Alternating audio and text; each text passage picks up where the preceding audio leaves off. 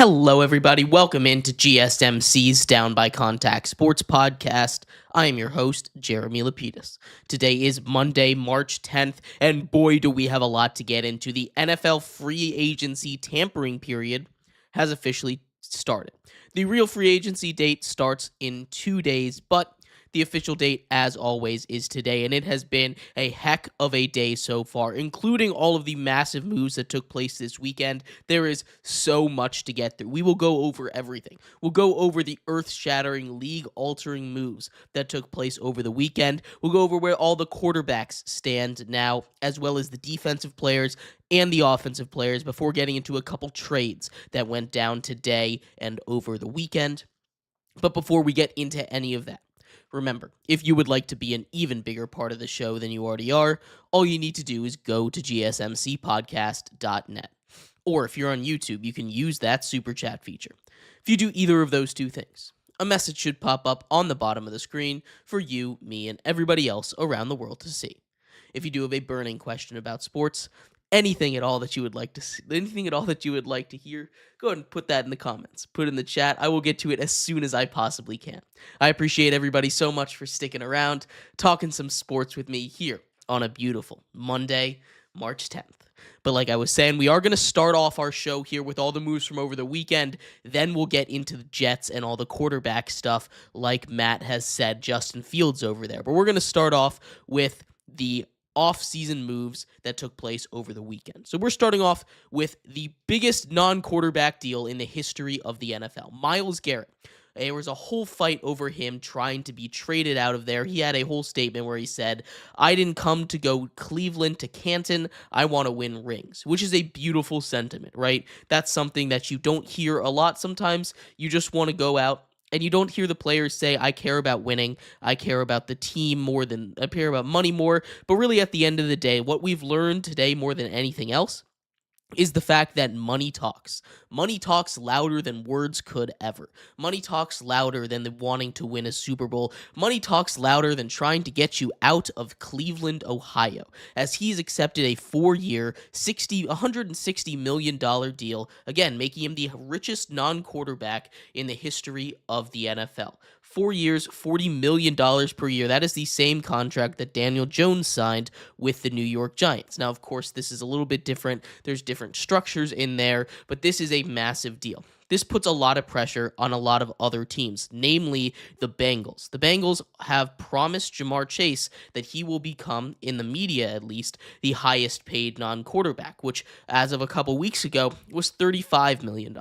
Now we're looking at $40 million.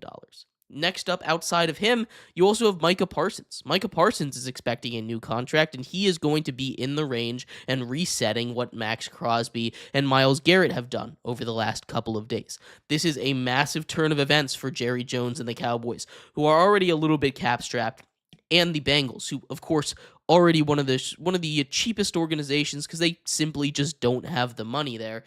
It's going to be a whole mess over there. But Myles Garrett, in my opinion, the best non-quarterback in the sport. He gets paid the amount of money that he deserves. There's not a single person out there that I've seen that says he doesn't deserve that much money. Myles Garrett is a special specimen. Myles Garrett is someone that you look at and you say that is one of the best defensive players of all time. You go out and he is the best defensive player in the game right now. A guy who has won Defensive Player of the Year. He's been snubbed a couple times. Second in the league in sacks last year, despite having a down season. He is incredible. If the Browns can build anything around him, if the Browns can bring in a competent quarterback, if the Browns can bring in someone that can pass rush on the other side, this is a defense that's going to be dangerous because Myles Garrett is there. And I'm shocked it didn't take that long. I thought this was going to be a thing that would be like a Brandon Ayuk situation, where it would go throughout the entire offseason, months and months of will he get traded, won't he get traded, go through the draft, will he get traded at the draft, will he get traded after the draft, is it going to be for this year's picks, next year's picks, but at the end of the day, money talks. Myles Garrett gets his bag, and he absolutely deserves it. But he wasn't the only one to get a mega deal. Josh Allen, the reigning MVP, a quarterback that, again, one of the top 4 guys in the league, reigning MVP, a 6-year, $330 million deal. $250 million of that fully guaranteed. This is a massive contract. Josh Allen was already a couple years into one of his other big contracts. Not only does this allow the Bills to spread money out over time, because it's a little bit backloaded, not as much that would have been due this year, as a lot of money would have started to be due for Josh Allen this year had they not done anything with the contract, but it locks him down for another 6 seasons. In the long run, not only is this good for the Bills currently, as they're able to get a lot more contracts on the books, as they're able to be a little bit more aggressive in free agency, but it helps them in the long run. What's already going to look like a bargain for quarterbacks, he's tied for now second in the NFL for highest paid quarterbacks, making $55 million a year. Only Dak Prescott makes more money. So it seems like teams have sort of settled on that number of $60 million being the most that they're willing to pay. This is a lot of money for one of the best players in the NFL, but it's going to be a bargain in a couple years. We talk about this all the time, right? This is why you want to get ahead of paying your players. This is why you want to get your guys the money that they deserve now, because as we look into the future, 5 years from now, $55 million is going to be nothing. Maybe now it hurts the pocketbook a bunch, but $55 million for an ever-increasing cap, a cap that just went up $25 million, it makes it a whole lot easier to swallow when you're paying a guy like Josh Allen that much money as opposed to paying a guy like Dak Prescott 60 or a guy like Brock Purdy 65 or 60 or whatever he's going to ask for in the offseason. These are massive, massive deals. And then the Seahawks. The Seahawks have been all over the place this weekend. They trade Geno Smith to the Raiders. One of the most shocking moves of the postseason so far. He teams back up with his former head coach in Pete Carroll.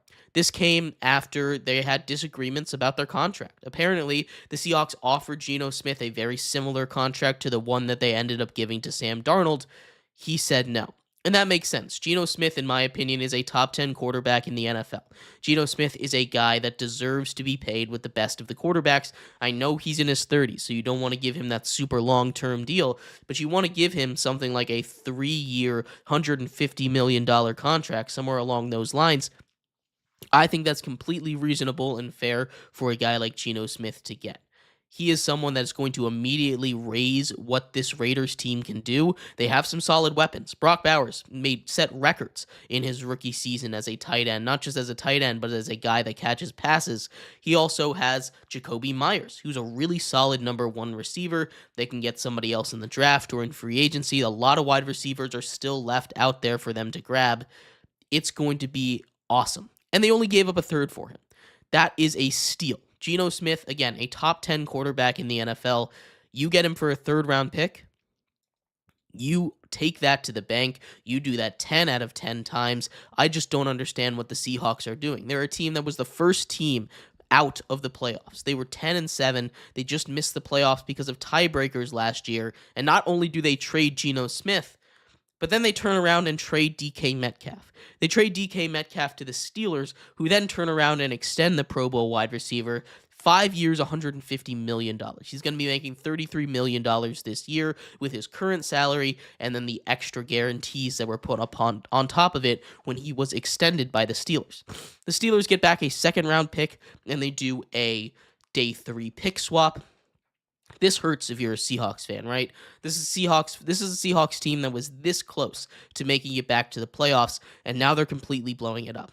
They've decided not really to blow it up entirely, but to move on in a different direction that just doesn't make any sense to me. This is a Seahawks team that was set up, if they had just fixed the offensive line, to win their division potentially next season with the skill sets that they have, with the players that they have, with everybody that they had already brought back, and everybody that they've brought back in free agency. Instead, they turn to a solution that does not quite make enough sense, especially when you look at Sam Darnold's strengths and weaknesses, but we'll get more into that when we talk about the quarterbacks in our next segment. But the Seahawks just don't make any sense to me right now.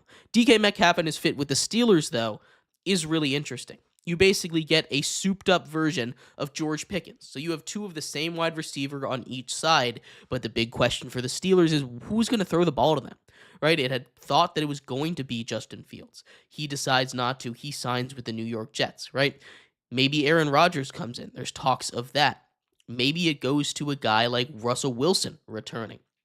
But it doesn't look like the Steelers really have a quarterback in place. There's a couple guys out there that they could get, but the Steelers go out and extend a wide receiver that they haven't had, a guy that is the same wide receiver as George Pickens.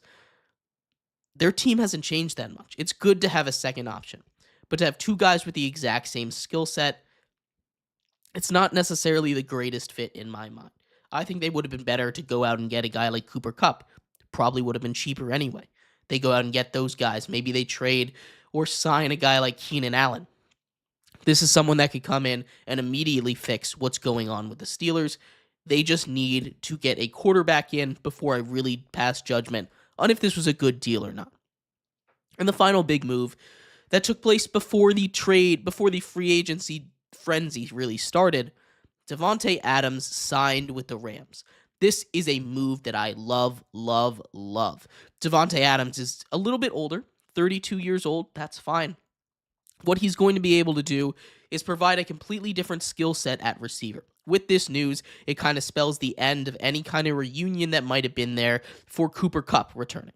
He's come out and they've said that they're going to release him if they can't have a trade come out, which means they have literally no leverage. When the new league year begins in a couple days, that is when he will hit the open market, and I think he'll get a pretty good bag once he hits the open market, but he has to hit the open market first. Davante Adams is going to provide a whole different set of skills than a guy like Puka Nacua and Cooper Kupp have. We just talked about having two guys that do the same thing in Pittsburgh with DK Metcalf and George Pickens. It was kind of the same thing with the Rams. Cooper Kupp got outshined by the young player who's a top 5 receiver in this league. Now you get a guy that can complement his skill sets. Go down the field. Kill it with those short routes. He does a lot of the same things that Cooper Kupp can do, but he also provides that deep field threat that you have to put your number one corner on him, and it's going to let Puka Nacua really do his thing. Or you got to put a lot of attention on Puka Nacua, and it's going to let a guy like Davante Adams do his thing. You also have Matthew Stafford in the quarterback room, and he can do his magic. 2 of the best wide receiver seasons in the history of the NFL have been quarterbacked by Matthew Stafford. Obviously, you have that Megatron season back when he was with the Lions, but then that Cooper Kupp Triple Crown season just a couple years ago, still one of the best wide receiver seasons in the history of the NFL by statistics, right? It might not be quite as legendary, but that is one of those seasons that's going to stick around in history for a very long time. Both of those quarterbacked by one Matthew Stafford.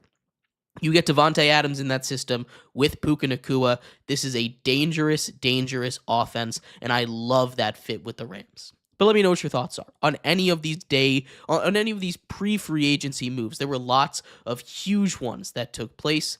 I'd love to hear your thoughts. We're going to take a quick break. When we come back, we take a look at where the quarterbacks stand. Lots of major quarterback news going on today, including Justin Fields and Sam Darnold finding new homes. What does this mean as the rest of the quarterback dominoes try and find a new home? We'll be right back here on GSMC's Down by Contact Sports Podcast. I feel like I'm losing my mind. Is everybody in the world blind? Please, Lord, give me a sign, a sign. I feel like I'm losing my mind. Is everybody in the world blind? Please, Lord, give me a sign, a sign. I wanna be the greatest. Everybody on the fake shit. I look around and feel like everybody is the fakest. I make this every day and I'm impatient, hoping one day I blow up from the basement. Statement, the top is so vacant. I don't hear shit that I think is amazing. Waiting for my day when I'm playing sold out shows for 1,000 faces. Hey, give me that crown, get in my way and to be put down. It ain't your place, all this my town. If I want that shit, then I'll get it right now. I'm losing it, the noose it fits, some losing shit, a stupid myth. You choose to live or choose to dip, you choose to fight or lose your grip and lose a gift. I feel like I'm losing my mind. Is everybody in the world blind? Please, Lord, give me a sign, a sign. I feel like I'm losing my mind. Is everybody in the world blind?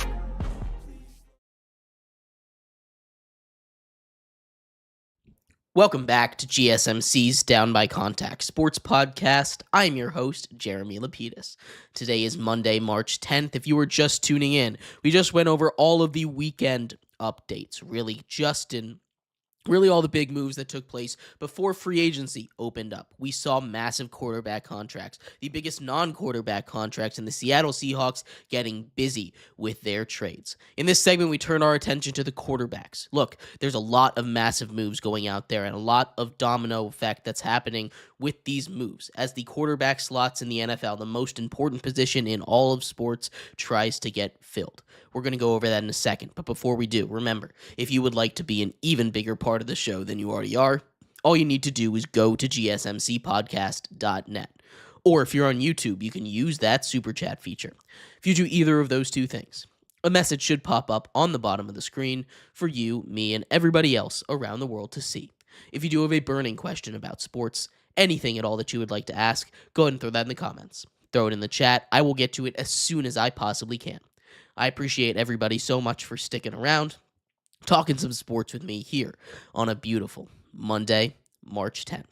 But like I was saying, we are going to get into the quarterbacks, and we're going to start off with our cover athlete of the episode, Justin Fields. Justin Fields makes it to the Jets. He is currently out of the country right now, but that doesn't stop him from signing a 2-year, $40 million deal, $30 million of which is fully guaranteed.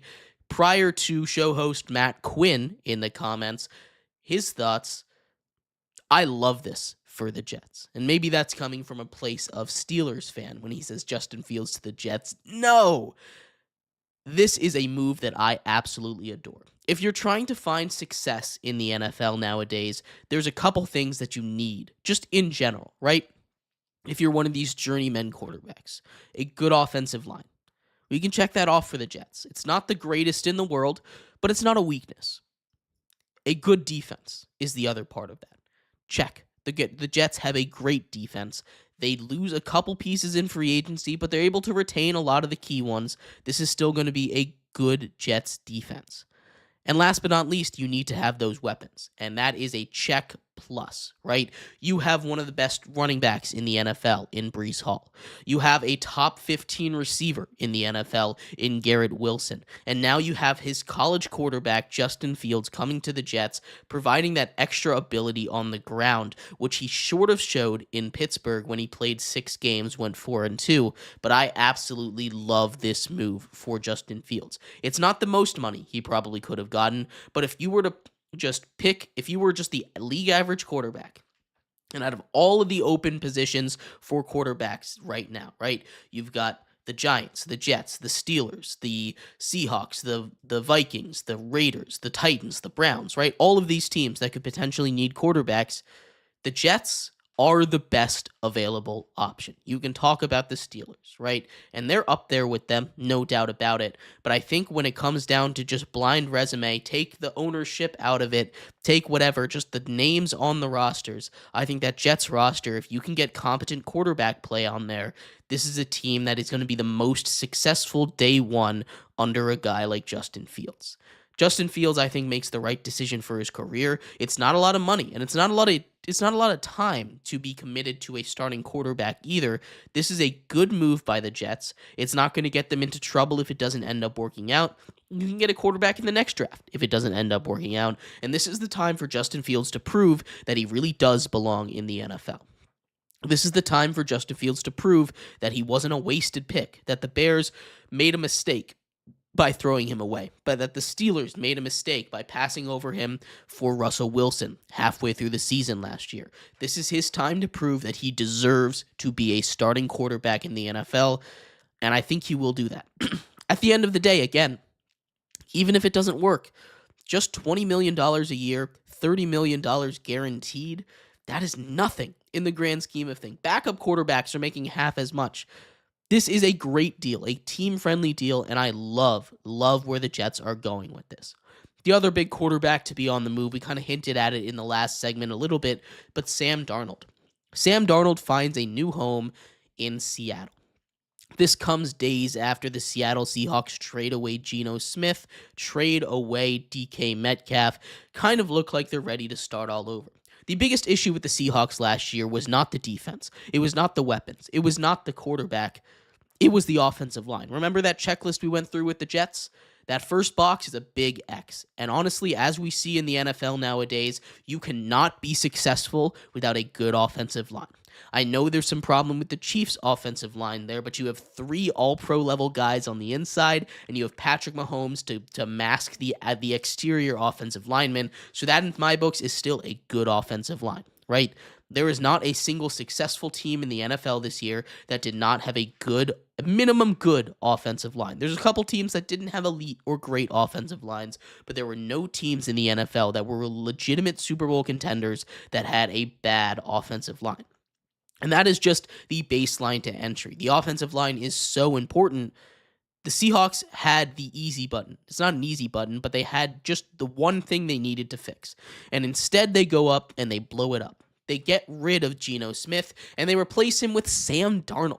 Sam Darnold is a guy that, as he showed in Minnesota, can have some success. Sam Darnold is a guy that, as he showed in Minnesota, can be a guy that wins you football games. But also, as he showed you in Minnesota, and as he showed you with the New York Jets, and as he showed you with the Carolina Panthers, and as he showed you with the San Francisco 49ers, when you need him the most, when the moment is the brightest, when he is under pressure, behind a bad offensive line, potentially, he is a negative. You pay Sam Darnold 3 years, $110.5 million, and on the surface, it doesn't look that bad. In a free agency and quarterback class in the draft that does not look that exciting, that doesn't have anything you really want, the Seahawks voluntarily gave away the best quarterback that will be moved in this year's free agency / draft class for Sam Darnold. That might be one of the biggest blunders that an NFL team has made all year long. This is a mistake. Sam Darnold will get destroyed behind that offensive line. Not only that, but one of the things that let him be so successful in Minnesota is the fact that he had weapons. He had guys like Justin Jefferson and Jordan Addison and Aaron Jones and all of these amazing wide receivers and running backs and offensive linemen and tight ends that could let him dump off the ball, get the ball out quickly, keep the play going, keep that design going the way you need it to. In Seattle, they had that. They have a good running back room still. I love Kenny Walker. I love me some Zach Charbonnet. That's a pretty good 1-2 punch. You have JSN, who just came into his own as a true wide receiver 1. You had Tyler Lockett, who, yes, is getting old, is a little bit expensive, but was solid. And you have DK Metcalf. Now, 2 of those guys are gone. DK Metcalf, out of here. Tyler Lockett, out of here. These 2 guys that have been staples for the Seahawks team, that wide receiver room for a long time, are all gone. And you're going to let Sam Darnold, of all people, a guy that can be successful in the right system, throw him to the wolves. It is a mess. It is the wrong decision, and it might be the worst decision that any team has made so far in free agency or this offseason. I think the Seahawks are going to pay very dearly for this. If they were going to move off of Geno Smith, they needed to go to full rebuild mode. And instead, they just kind of lost themselves about 3 games. About 3 games a season, maybe even more. But outside of those 2, where do these dominoes fall, right? Because Sam Darnold might have been the prize of everybody's eye in this quarterback class, right? But that doesn't mean it was what everybody wanted. Justin Fields might have been a close second, but there's still a lot of guys out there that are being held up by a couple other decisions, right? You have, for one, a surprising guy that's kind of that front of the logjam in Daniel Jones. Daniel Jones is not looking at getting any starting quarterback position, right? But what Daniel Jones is looking at getting is a prime backup role. Daniel Jones is looking at going either to return to the Vikings or potentially to the Colts. There's a bidding war over him and what he might do, but other teams are waiting on taking a risk on some of these older guys like an Aaron Rodgers or a Russell Wilson to see what Daniel Jones does, because Aaron Rodgers could be linked to the Vikings. Aaron Rodgers has been linked to the Giants, has been linked to the Steelers. Discussions are being had over there. But Daniel Jones needs to make that decision first, surprisingly. Aaron Rodgers probably isn't going to make his decision for a little bit of time. That's something to keep an eye out for. But there's a couple teams that, like I said, still need to go and get a quarterback. Namely, the Browns, the Steelers, the Giants, and the Titans. And one of those guys, the Titans most likely, can get a quarterback in the draft if they want Cam Ward. Otherwise, they can get somebody and trade away that number 1 overall pick, right? These are options for them. Or they can keep it and draft a guy like Abdul Carter. The Titans have the most flexibility in this situation because they have the last pick, and they probably care the least. They can run it back with Will Levis if they wanted even. Not that I would love that, but there is still a little promise in Will Levis's arm. But Aaron Rodgers and the Giants have been closely linked. It doesn't seem like Aaron Rodgers is super interested in playing for the Giants. The Steelers are probably the team that he's the most interested in playing for, but that's just not something that I really see happening too certainly, right? Aaron Rodgers is probably going to take a long time away to come and make this decision, but I think at the end of the day, what's best for his career, probably take that deal with the Steelers. It's just going to be dependent on if the Steelers are willing to offer him what he wants. I'm not sure if any team is really willing to do that. If not, the Vikings come to mind as a potential early starter while J.J. McCarthy continues to get better. Behind him, there's Russell Wilson. And Russell Wilson is basically the answer for him is whoever doesn't get Aaron Rodgers between the Giants and the Steelers most likely gets Russell Wilson. But one more person that I think would be really interesting, and I think kind of has fallen to the wayside a little bit, is Joe Milton. Joe Milton started one game at the end of the season for the New England Patriots last year, and he looked amazing. It's hard to judge going up against some backups. It's hard to judge going up against, a team that's not trying too hard. But what Joe Milton did in his real NFL action was amazing. He's a guy that's super athletic, made a lot of great throws, and as a Giants fan, I have really wanted them to bring him in all offseason long. Now, some rumors that I've seen are that he might get moved in the next 24 hours, especially after they brought in Josh Dobbs to be a backup quarterback. They already have Jacoby Brissett on the roster.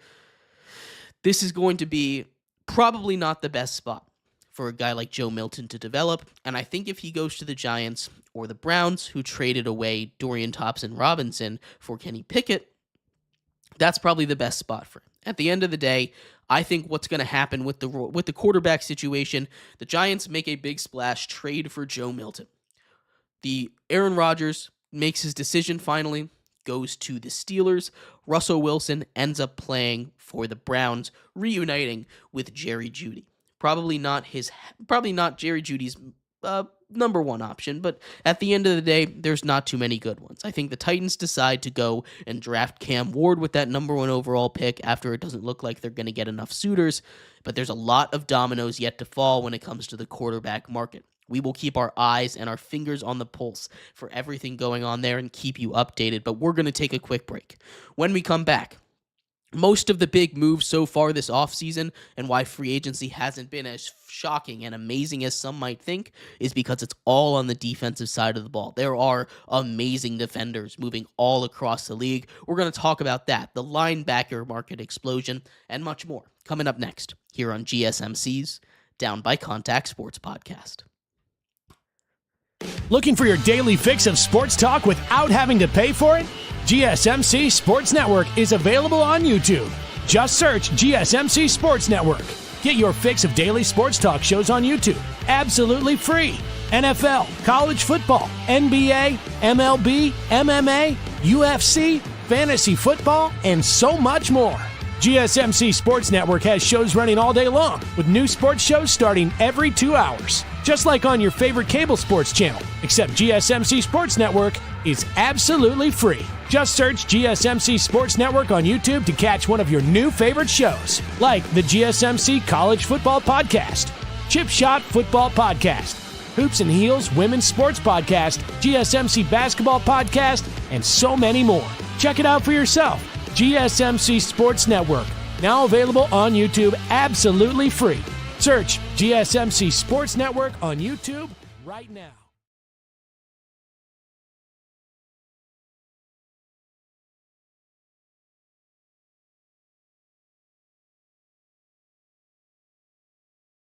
Looking for your daily fix of sports talk without having to pay for it? GSMC Sports Network is available on YouTube. Just search GSMC Sports Network.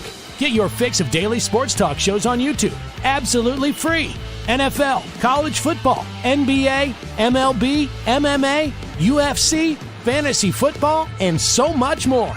GSMC Sports Network has shows running all day long, with new sports shows starting every 2 hours. Just like on your favorite cable sports channel, except GSMC Sports Network is absolutely free. Just search GSMC Sports Network on YouTube to catch one of your new favorite shows, like the GSMC College Football Podcast, Chip Shot Football Podcast, Hoops and Heels Women's Sports Podcast, GSMC Basketball Podcast, and so many more. Check it out for yourself. GSMC Sports Network, now available on YouTube absolutely free. Search GSMC Sports Network on YouTube right now.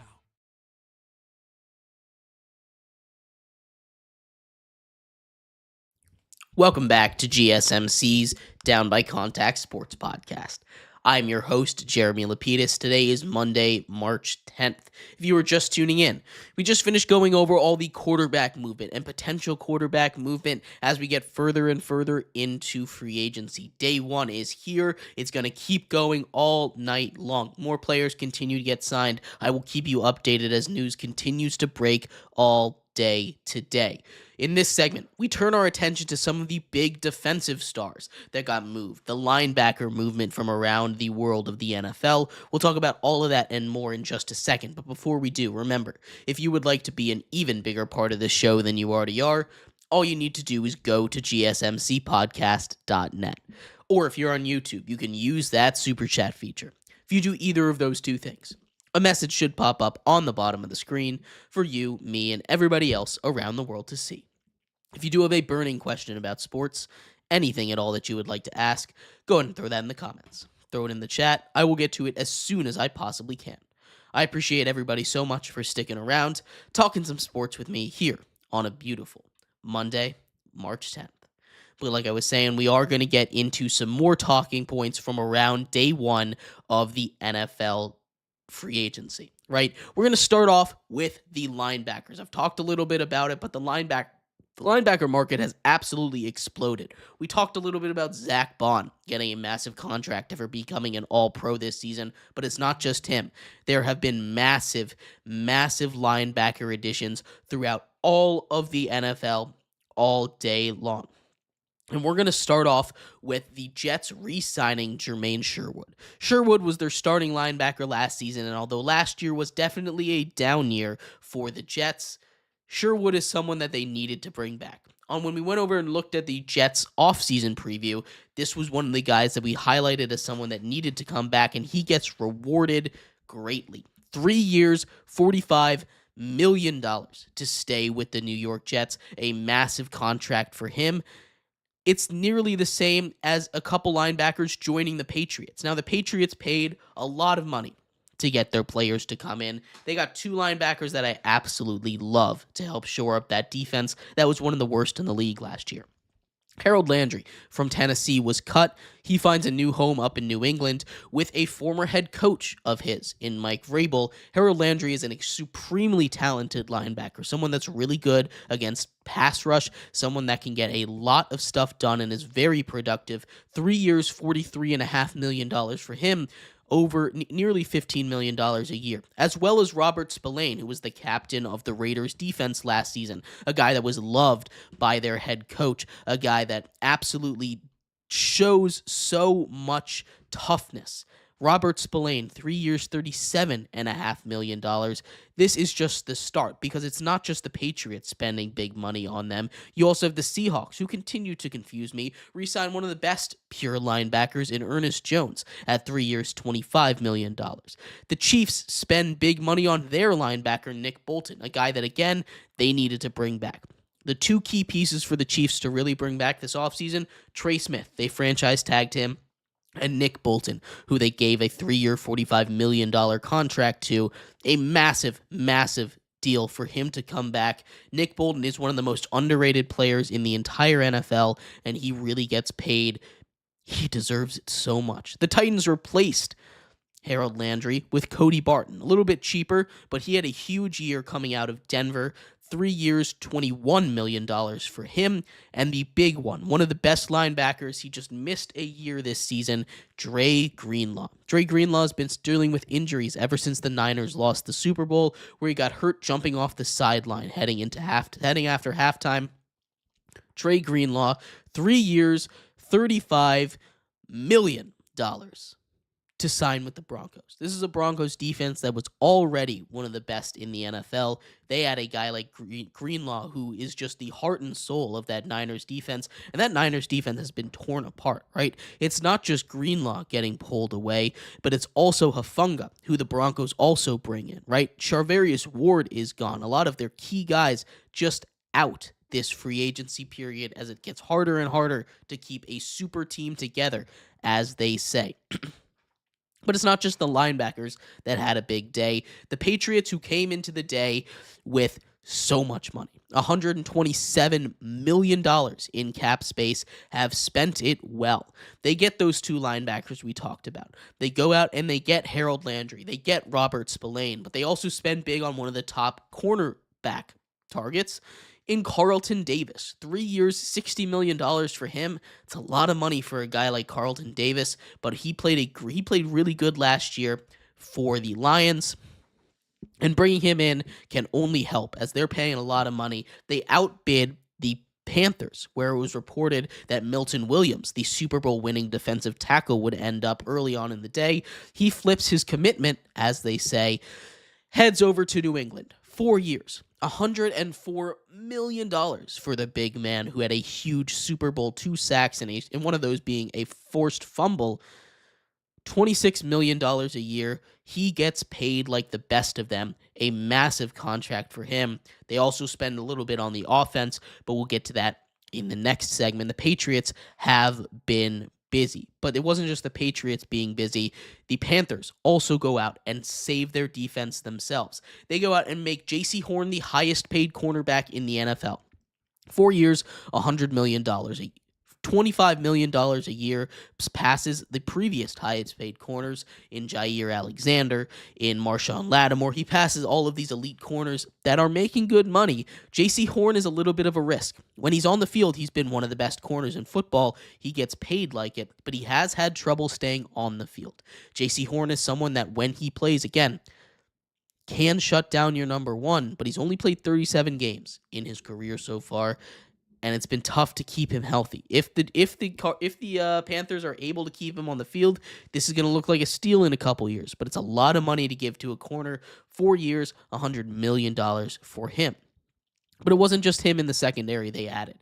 They went out and they got safety Trayvon Moreg, 3 years, $51 million, and did everything they possibly could to fix that defensive line. Patrick Jones on a 2-year, up to $20 million deal. Bobby Brown on a 3-year, $21 million deal. And the last one, Tershawn Wharton out of Kansas City. The big boy gets 3 years, $54 million to be the second defensive tackle behind Derek Brown. That is going to be a dangerous defensive line, and they still have a lot to go get. This is a team that has decided they are going to go all in and make this team good. They are a team that could compete for the division next year if Bryce Young continues to improve the way that he has, and if this defense can step up like it looks like some of these signings are doing. I really like the signing of Tershawn Wharton. It's a lot of money to give a guy like him, but if he's able to play the full time, and you got to pay a little bit of that Carolina tax anyway, I love that. I love that move for them. A couple other big name guys to get signed on the defense. Hassan Reddick returns to the Tampa Bay Buccaneers on a 1-year, $14 million deal.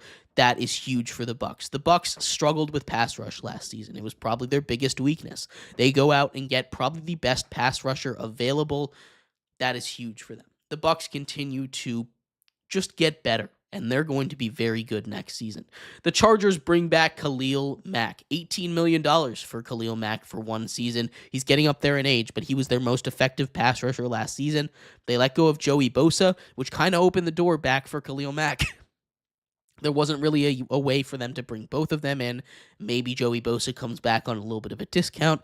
I don't really see it happening, though. Having Khalil Mack on that team is going to do wonders for them, and he is someone that they needed to bring back. The Commanders also add on the defensive line, bringing in Javon Kinlaw. Javon Kinlaw played for Adam Peters over in San Francisco before going over to the Jets last season, being their starting defensive tackle. The Commanders did a good job this offseason so far. They've been aggressive, they've helped their offense a bunch, but they needed to get the defense first and foremost, and getting a massive presence on the inside like Javon Kinlaw, especially after moving off of Jonathan Allen, it's going to be huge for them. There were a bunch of big moves over in the secondary market, with the Jags grabbing Jordan Lewis from the Cowboys, 3 years, $30 million for him to be CB1 over there, and the Giants with probably the sneaky grab of the day. I'm gonna put this on there. The sneaky grab of the day, the best free agent addition of the day, and no, it's not biased. They're able to get Paulson Adebo, cornerback from the New Orleans Saints, 3 years, $30 million. He is extremely underrated. 3 interceptions in 7 games. 10 pass deflections in 7 games. He broke his arm, but he is someone that is arguably one of the best corners in the league. The Giants get a massive discount with him. That is amazing to see. They also, other big secondary news, the Lions signed probably the gem of this class in DJ Reed. DJ Reed, who really stepped up the last couple seasons as the Jets CB2 behind Sauce Gardner, gets that money, replaces what would have been the spot for Carlton Davis. The Lions do an excellent job bringing him in. DJ Reed is someone that I think a lot of teams wanted. 3 years, $48 million for him. He absolutely deserved it. But it wasn't just these teams that upgraded the secondary. The Colts, I've really loved their offseason so far. I've really loved their free agency class. They go out and they get Charvarius Ward, 3 years, $60 million. They get Cam Bynum for the same price. 4 years, $60 million for him. They get a great safety, one of the best in the markets, in Cam Bynum, who's pretty young. Charvarius Ward, again, one of the top corners on the market, pretty young as well. They're continuing to build this team around a good defense, right? They bring in Lou Anarumo. Lou Anarumo, who kind of got scapegoated for that Bengals defense last year, but I really do love what they were able to do. I really do love what he is as a defensive coordinator, and I think this Colts defense is going to be really solid next season. And the last big piece of defensive news, Josh Sweat finds his new home. The Super Bowl champion of the Philadelphia Eagles returns to his former defensive coordinator, Jonathan Gannon, and the Arizona Cardinals. The Arizona Cardinals desperately needed pass rush. It was their biggest weakness last season. It was exactly what they needed to do. They get their guy. Josh Sweat has a relationship with Jonathan Gannon already, and I think that was a huge part of it. The Eagles defense is getting picked apart a little bit here. They need to go out, get some pass rush in the draft. That's probably going to be their next course of action. But otherwise, this has been an amazing offseason for just about all of these defensive players, and that's where the key is going to be. It's not as exciting in free agency because it's not a lot of huge offensive players on the move, but there's a lot of big offensive linemen on the move. Couple wide receivers that found new homes, and running backs are starting to find new homes as the day continues to go on. We'll talk about all of that and more coming up here next when we turn our attention away from the defense and into the offense here on GSMC's Down by Contact Sports Podcast.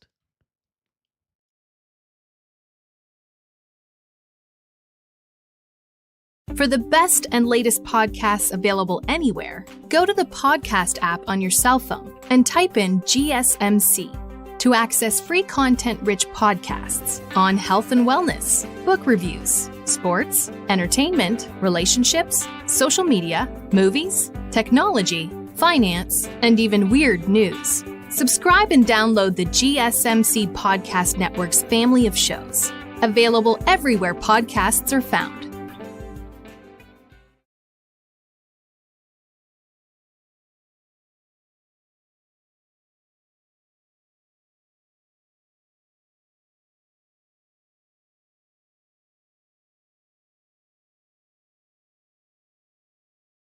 For the best and latest podcasts available anywhere, go to the podcast app on your cell phone and type in GSMC to access free content-rich podcasts on health and wellness, book reviews, sports, entertainment, relationships, social media, movies, technology, finance, and even weird news. Subscribe and download the GSMC Podcast Network's family of shows, available everywhere podcasts are found.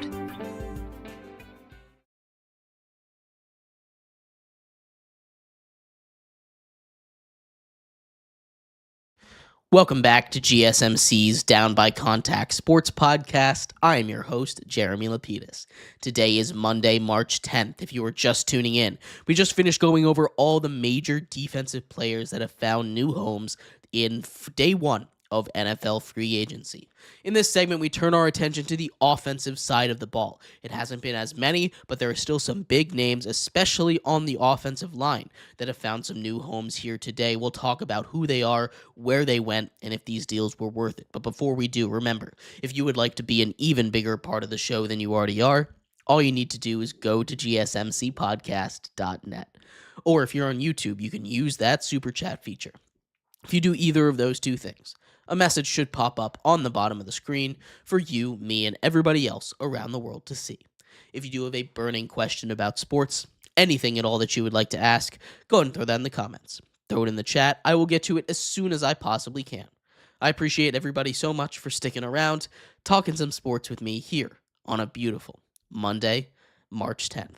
But like I was saying, we are going to get into the offensive side of the ball here. Starting off with some of these moves that we kind of foreshadow. We'll start off with the skill positions, where a couple of the big moves surrounding running backs have been the talk of the town. First of all, Aaron Jones, probably the best running back on the market left, re-signs with the Minnesota Vikings. 2 years, $20 million for him. That's pretty good for a running back, especially a guy that's been injury-prone his whole career. Aaron Jones, coming off of a season where he played 17 games for the Minnesota Vikings, a year where he had career highs in yardage, had 6 total touchdowns. This is a great signing for the Vikings. They've got some extra guys to bring in, and really in a deep running back class, in the draft at least, getting a guy like Aaron Jones as a veteran and maybe drafting one in the second round or so would do wonders for this Vikings team. The other big running back to find a new home was Javonte Williams. Javonte Williams had a bit of a couple down seasons after starting off really strong as in a rookie season before getting injured. He hasn't quite been the same since his injury with the Broncos, but he's a guy that is just a bowling ball. We talk about Deebo Samuel like a bowling ball. Javonte Williams bounces off tackles like nobody else. He signs with the Cowboys. The Cowboys have Rico Dowdle, who's a free agent. They don't really have a running back right now. The Cowboys have been connected to Ashton Genty throughout the draft, but with the Bears being so aggressive with the offensive line market, it doesn't seem like he's going to be there at 10 unless they make a trade. So getting a guy like Javonte Williams is really good for insurance in case they can't get their number one, but there's still going to be plenty of running backs in the draft. When it comes to wide receivers, it hasn't been super exciting. The Patriots continue to use their money. They sign Mac Hollins to a 2-year, $10 million deal. They also go out and the Giants bring in Darius Slayton. Darius Slayton, a guy that at times has flashed it, but has a little bit of a drop issue. 3 years, $36 million. He seems like he's going to be a Giant for life. I can't say I completely understand it. That is a lot of money to give to Darius Slayton. The Jags bring in De'Ami Brown, who had a career year last year with the Washington Commanders. He really stepped up in the playoffs. Jags put him opposite of Brian Thomas Jr. I do actually like that pairing a lot. And the biggest piece of wide receiver news, of course, save the best for last, is Chris Godwin. Chris Godwin was the gem of the wide receiver market, really, in a wide receiver market that wasn't the best. You had Keenan Allen still out there. You've got an injured Stephon Diggs out there.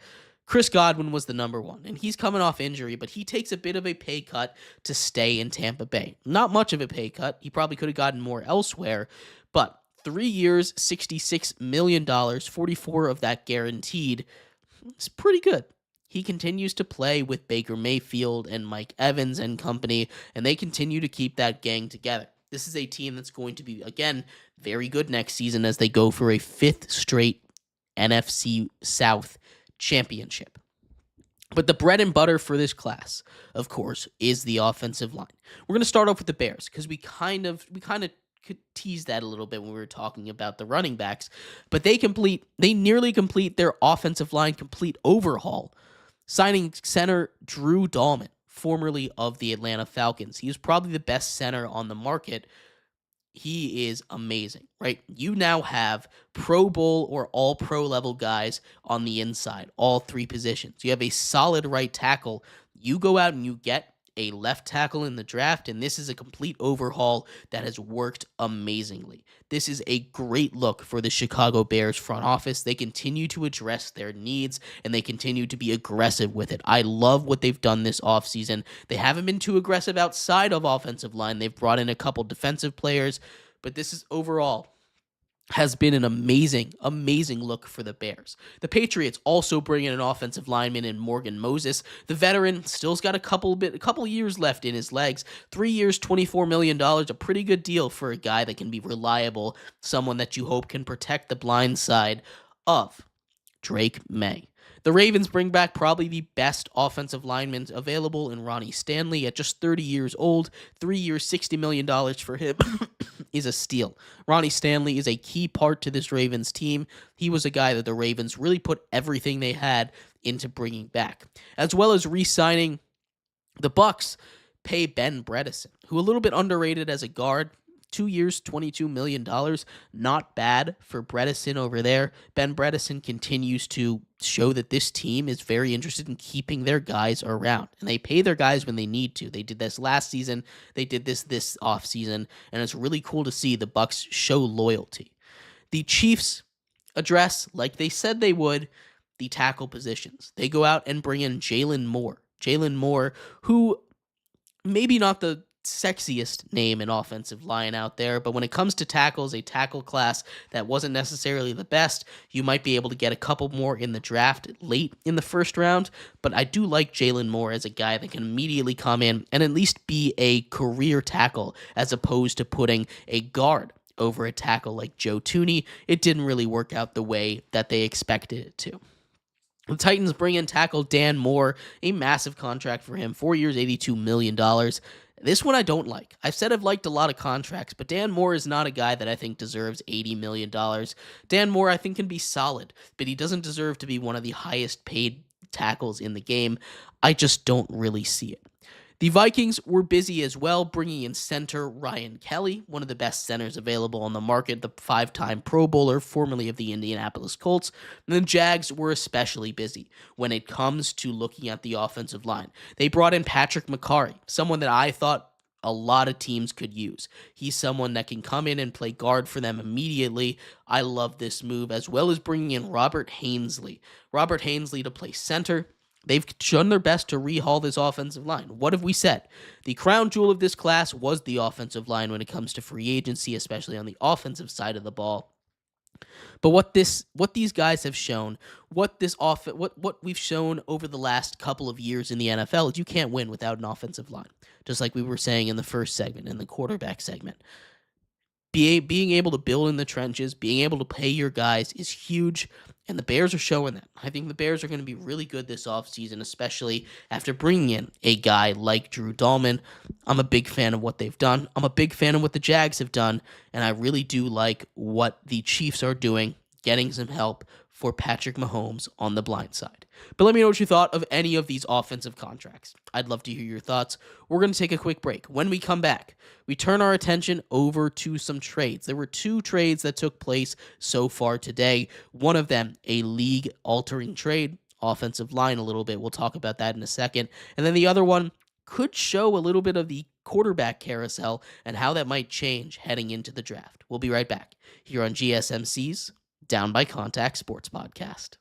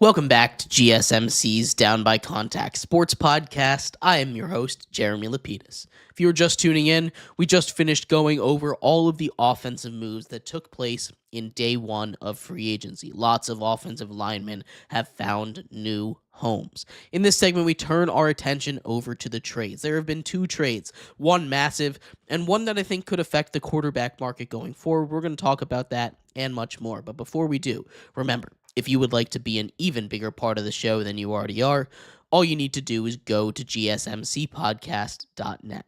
Or if you're on YouTube, you can use that super chat feature. If you do either of those two things, a message should pop up on the bottom of the screen for you, me, and everybody else around the world to see. If you do have a burning question about sports, anything at all that you would like to ask, go ahead and throw that in the comments. Throw it in the chat. I will get to it as soon as I possibly can. I appreciate everybody so much for sticking around, talking some sports with me here on a beautiful Monday, March 10th. But like I was saying, we are going to get into our fifth and final segment here today. We're talking all about NFL trades that took place today. There were two massive ones. We're going to get the big one out of the way first. The Commanders trade as they continue to be aggressive for Jeremy Tunsil. Jeremy Tunsil from the Texans, one of the best offensive linemen in the sport. He had a bit of a down year last year, struggled with penalties, but he is someone that can come in and be huge for Jaden Daniels and the Washington Commanders.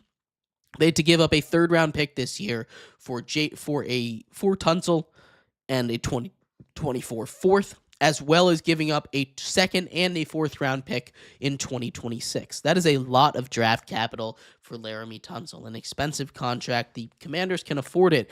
They're hoping to not get that 2024 version out of him, but the 2023, 2022 version where he was an all-pro, Pro Bowl level guy.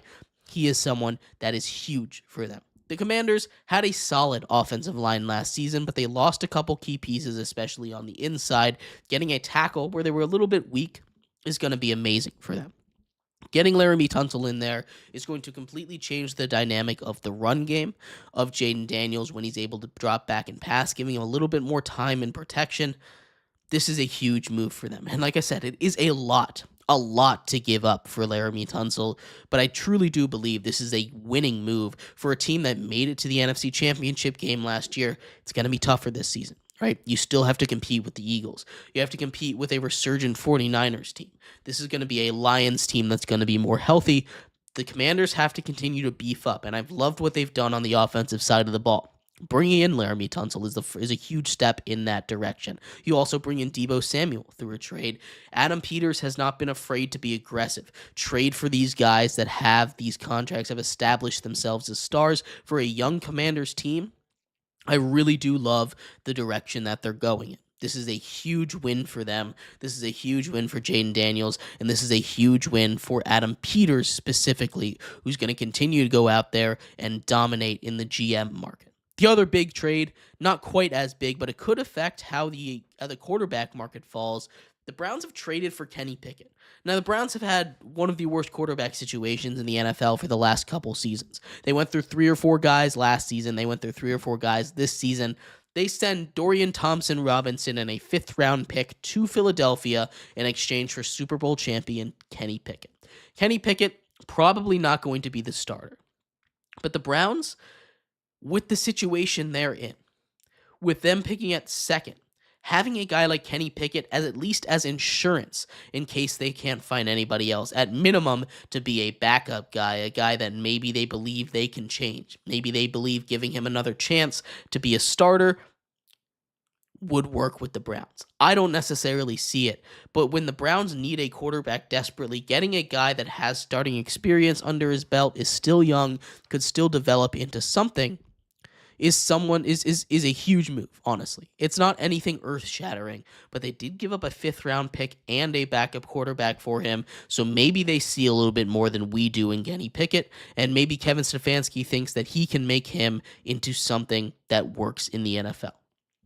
Overall, not too many trades so far, but the NFL has gone crazy today, as you expected to. I expect it to go wild tomorrow as well, and we will keep you updated on everything that goes through all of the NFL and everything else from around the world of sports. As real quick, before we go, some massive news just now breaking from Adam Schefter, as the 49ers have informed 9-time Pro Bowl fullback Kyle Juszczyk he is being released. That is huge. Kyle Juszczyk is playing what you might call a dying position, right?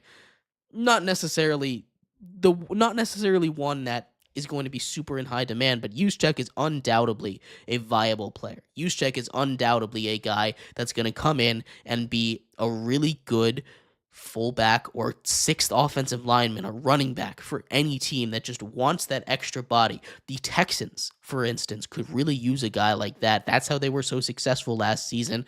The 49ers really don't want him back. There's a lot of teams out there that I know would love to have a guy with as many skills as Juszczyk has.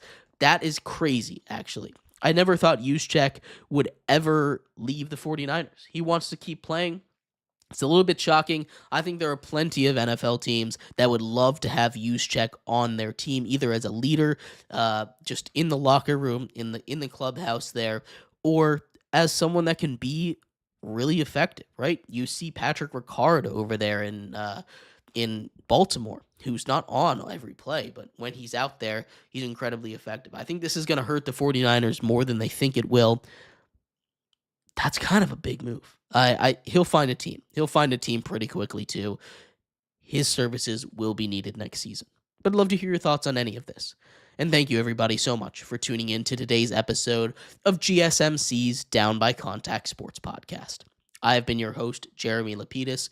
We will be back tomorrow, breaking down everything from around the world of sports. Some more NFL free agencies that sure is going to break over the next 24 hours. We'll talk about the Lakers' injuries if we have time. We will talk a little bit about Garrett Cole, who is going through Tommy John, as well as we continue our MLB breakdowns as the season is just about 2 weeks away now. We'll keep you updated on everything. I'll see you then. Bye-bye.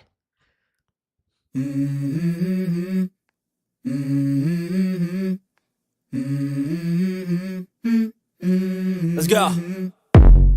I wake up to a little bit of drool on my pillow, feel like it's gonna be a bad day. Yeah, I'm tired of shit, and the coffee ain't hit yet, damn ain't that great.